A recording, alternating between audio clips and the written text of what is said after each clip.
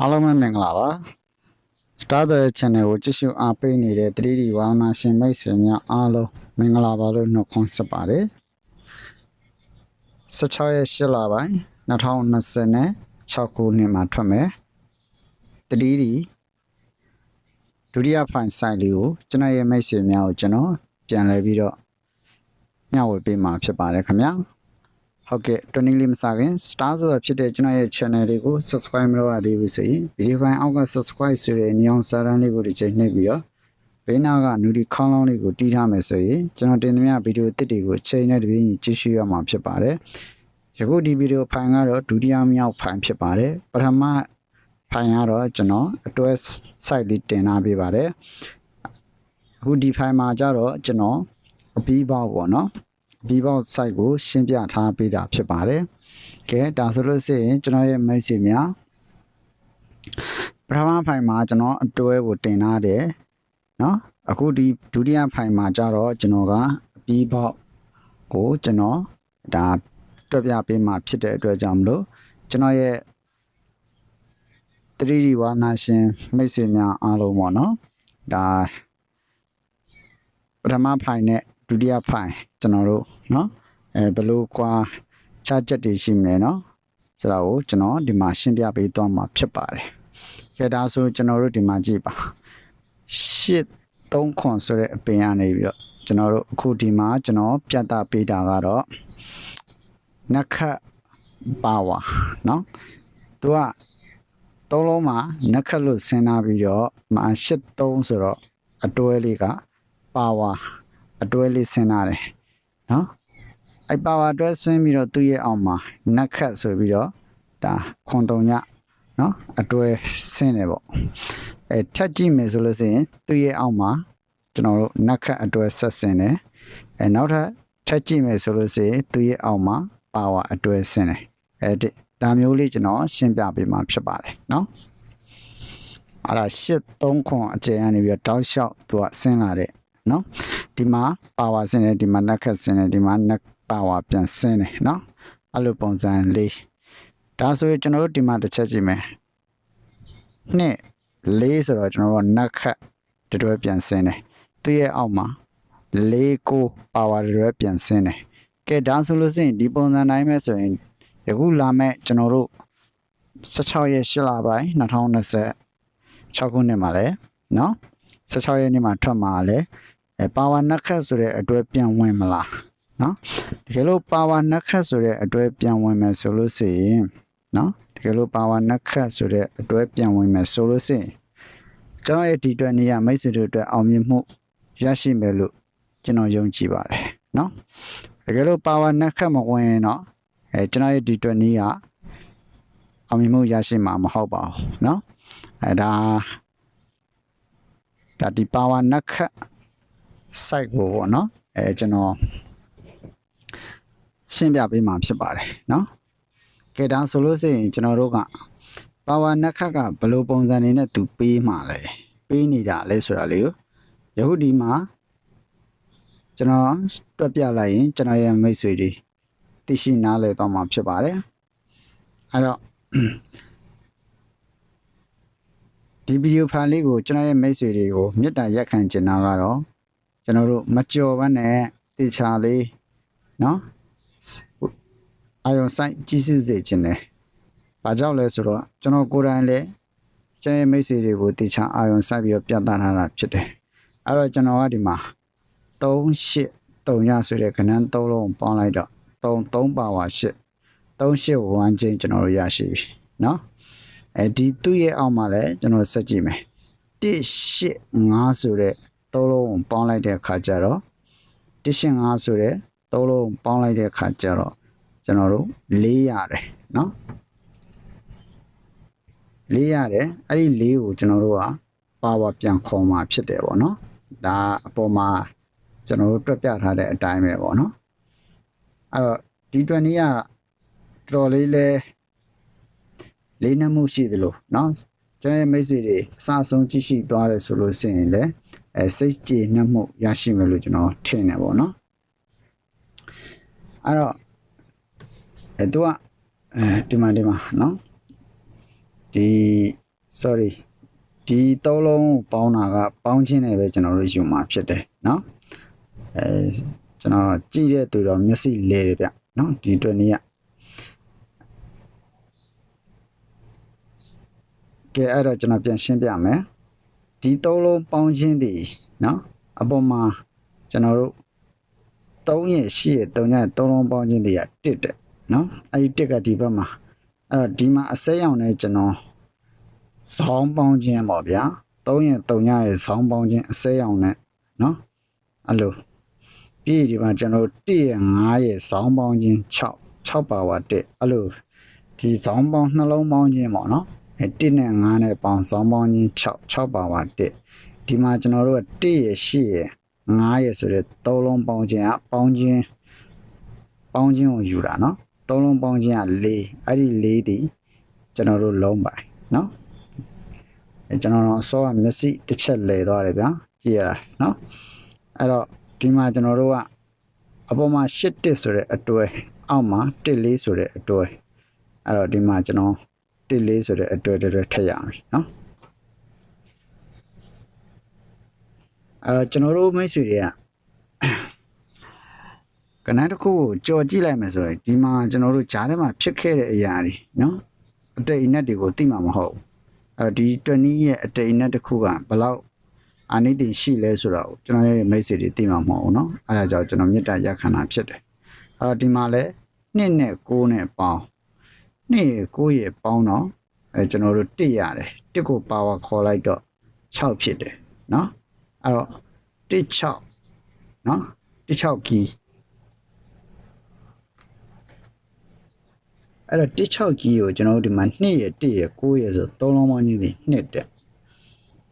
အဲ့တော့3လုံးပေါင်းကြီး2ဆိုတော့ကျွန်တော်တို့62ဆိုတဲ့အတွဲပေါ့နော်ဒီပင်မှာ62ဆိုတဲ့အတွဲရရှိနော်အားလုံးပဲနားလဲသဘောပေါက်မယ်လို့ထင်တယ်62ဆိုတဲ့အတွဲသူ့ရဲ့ဒီ4ခွန်9ရဲ့အောက်မှာ62ဆိုတဲ့အတွဲကျွန်တော်တို့ကရရှိတယ်နော်မိတ်ဆွေတို့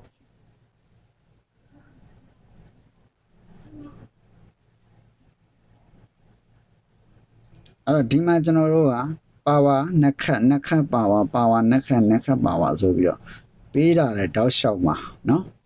အဲ့တော့ဒီအောက်မှာကျွန်တော်တို့ကပါဝါနှစ်ခတ်ဆိုပြီးတော့ပြန်ပြီးတော့ကဲလို့ဆက်ပြီးမယ်ဆိုလို့ရှိရင်တဲ့เนาะဒီက62ဆိုတဲ့အတွဲနဲ့เนาะ62အတွဲနဲ့ကျွန်တော်တို့ကပါဝါနှစ်ခတ်နဲ့ကျွန်တော်တို့စဉ်းစားရမှာတဲ့နော်62ဆိုတဲ့အတွဲနဲ့ပါဝါနှစ်ခတ်ဆိုတဲ့အတွဲနဲ့ပါဝါနှစ်ခတ်ဆိုတဲ့နော်အတွဲလည်းဖြစ်ရမယ်အဲ့တော့ဒီမှာကျွန်တော်တို့တွက်ထားတာက62ဆိုတဲ့အတွဲကပါဝါနှစ်ခတ်မဖြစ်ဘူးနော်အဲ့တော့ကျွန်တော်တို့ကဆက်ကြည့်မယ်နော်အဲ့တော့သူသွားနေတဲ့လမ်းကြောင်းသူသွားနေတဲ့စနစ်ပေါ့အဲ့တော့ဒီမှာခွာပေါင်းခြင်းက9တဲ့နော်ခွာပေါင်းခြင်းက9ရှုပ်သွားမှကြတော့ကျွန်တော်ဒီဘက်မှာပြတာ2ရဲ့4ရဲ့ပေါင်းခွာပေါင်းခြင်းတွေက6တဲ့နော်ပြီးတော့ဒီအောက်မှာခွာပေါင်းခြင်းခွန်လို့ဖြစ်ကမယ်ပေါ့ဗျာနော်ဒါကျွန်တော်ရဲ့ယူဆချက်ပေါ့ကဲအဲ့တော့အပေါ်မှာခွာပေါင်းခြင်း9ခွာပေါင်းခြင်း6ခွာပေါင်းခြင်းခွန်9-6ခွန်ဆိုတဲ့စီနီယံဗျာနော်9-6ခွန်ဆိုတဲ့စီနီယံခွာပေါင်းခြင်း6ခွာပေါင်းခြင်းခွန်ဒါမျိုးလေးကျွန်တော်စဉ်းစားကြည့်မိတယ်ပေါ့နော်အဲ့တော့တဲ့ကျွန်တော်တို့ကဒီဘက်မှာနှစ်ခတ်ပါဝါနော်ဒီမှာက62ဆိုတဲ့အတွဲအဲ့တော့နှစ်ခတ်ပါဝါလည်းဖြစ်ရမယ်62ဆိုတဲ့အတွဲလည်းဖြစ်ကြမယ်ခွာပေါင်းခြင်းခွန်လည်းဖြစ်ကြမယ်ပေါ့နော်ခွာပေါင်းခြင်းခွန်လည်းဖြစ်ကြမယ်တဲ့ဒါဆိုရင်ကျွန်တော်တို့ကအားထည့်မလဲနော်အဲ့တော့6ကိုပါဝါထည့်မှာလား6ကိုနှစ်ခတ်ထည့်မှာလားဒါမှမဟုတ်နှစ်ကိုနှစ်ခတ်ထည့်မှာလားနှစ်ကိုပါဝါထည့်မှာလားဒါမျိုးစဉ်းစားရတော့မှာပေါ့အဲ့တော့62လည်းဖြစ်ကြမယ်ပါဝါနှစ်ခတ်လည်းဝင်ရမယ်နော်အဲ့တော့ကျွန်တော်ဒီမှာကဏ္ဍလေးထုတ်ပြပေးမှာဖြစ်ပါတယ်အားလုံးပဲနော်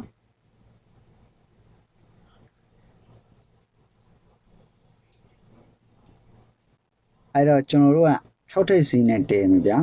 နော်62ဆိုတဲ့အတွေ့နော်66ထိပ်စီးနဲ့တည်မယ်62ဆိုတဲ့အတွေ့နော်ရှေ့တွဲပေါ့26ဆိုတဲ့နောက်တွဲပေါ့နော်ဒါမျိုးလေးကျွန်တော်ကဒီမှာဒီ62ကိုပြန်ပြီးတော့ရှင်းပြတာဖြစ်တယ်နော်62ကရှေ့တွဲကဝင်မှာလားနောက်တွဲကဝင်မှာလားဒါမှမဟုတ်နော်6ခါ2နောက်ပိတ်နဲ့ဝင်မှာလားဒါမှမဟုတ်နော်2ထိပ်စီ6ခါနဲ့ဝင်မှာလားအဲ့ဒါဆိုရင်ကျွန်တော်တို့ကဒီမှာ4တွဲရမှာပေါ့ဗျာနော်အဲ့တော့4တွဲရမှာဖြစ်တဲ့အတွက်ကြောင့်မလို့အဲ့တော့ကျွန်တော်တို့ကနော်4နှစ်ကိုအလဲကောင်ထည့်မယ်ဆိုလို့ရှိရင်နော်ဒီ62ကလည်းအတွဲဖြစ်ရမယ်နော်ကျွန်တော်တို့ဒီမှာ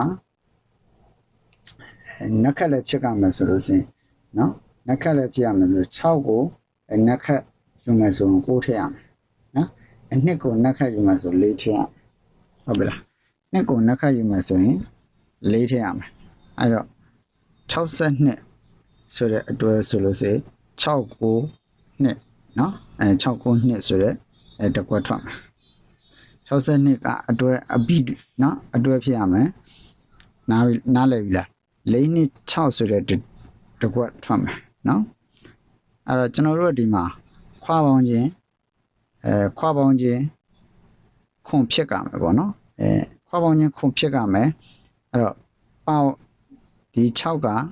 ပါဝါဖြစ်ရမယ်နော်6ကိုပါဝါခေါ်မယ်အဲ့တော့6ကိုပါဝါခေါ်မယ်ပြီးလို့ရှိရင်ကျွန်တော်တို့နော်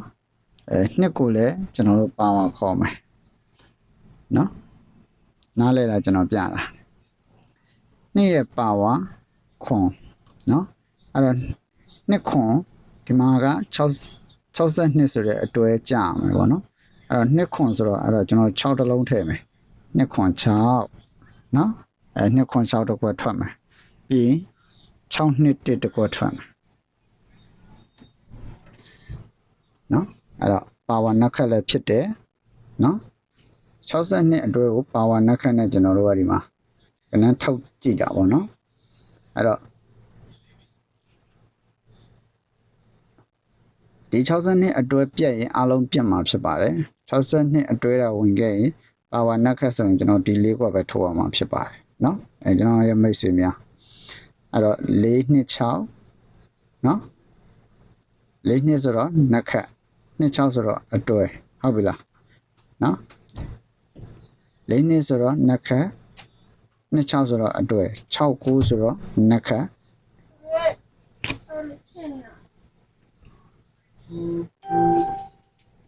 ကဲဒါဆိုလို့ရှိရင်ကျွန်တော်တို့ကဒီမှာ6 9နှစ်နော်နှစ်ခွန်6နော်အဲ့တော့နှစ်ခွန်ဆိုတော့ပါဝါနှစ်6ဆိုတော့အတွဲနော်အားလုံးပဲနားလေသဘောပေါက်သွားပြီလို့ထင်ပါတယ်ခင်ဗျနော်အဲ့ဒီမှာကျွန်တော်ရဲ့မိတ်ဆွေများကျွန်တော်ကတော့ဒီ6နှစ်1ဆိုတဲ့နော်6နှစ်1ဆိုတဲ့ကဏ္ဍတစ်ခွက်ကိုကျွန်တော် main ခွက်ဆွဲထုတ်လိုက်ပြီဗျာဘာကြောင့်လဲနော်ခွာပေါင်းခြင်းခွန်ဖြစ်ရမယ်ပေါ့နော်ခွာပေါင်းခြင်းခွန်ဖြစ်ရမယ်62ဆိုတဲ့အတွဲလည်းဖြစ်ရမယ်နော်အဲ့တော့ခွာပေါင်းခြင်းခွန်ဆိုတော့ကျွန်တော်တို့6နဲ့1နဲ့ကပါဝါပြန်ဖြစ်တယ်နော်အဲ့တော့အခွာခွန်လည်းဖြစ်တယ်နော်62ကလည်းအတွဲဖြစ်တယ်အဲ့တော့အဲ့တစ်ခွက်ကတော့အဲ့ဒီ6နဲ့1ဆိုတဲ့ကဏ္ဍတစ်ခွက်ကတော့ကျွန်တော်တို့ကဒါမိန်ခွက်နေရာမှာကျွန်တော်ယူဆတာပေါ့နော်ဒီ69နှစ်တို့ပါတော့ကတော့ကျွန်တော်တို့သူ့ရဲ့နက်ခတ်နော်62ကိုနက်ခတ်နဲ့ကျွန်တော်တို့ကယူတာပေါ့နော်အဲ့တော့အလုံးမဲ့နားလေသဘောပေါက်မယ်လို့ထင်ပါတယ်နော်အဲ့တော့ကဏ္ဍကတော့ကျွန်တော်တို့၄ခွက်ကျွန်တော်ထုတ်ထားတယ်ပေါ့နော်2ခွန်6နဲ့6နှစ်1 4နှစ်6 6 9နှစ်ဆိုပြီးတော့နော်ကဏ္ဍ၄ခွက်ထုတ်ထားပါတယ်အဲ့တော့ main ခွက်အနေနဲ့ဒီမှာ6နှစ်1တစ်ခွက်ကျွန်တော်ဆွဲထုတ်ပေးပါတယ်နော်အဲ့တော့ဒီရှေ့ဗီဒီယိုဖိုင်မှာကျွန်တော်တို့အတွဲလေးတွေတင်ထားသေးတယ်နော်အဲ့တော့ဒီထဲမှာ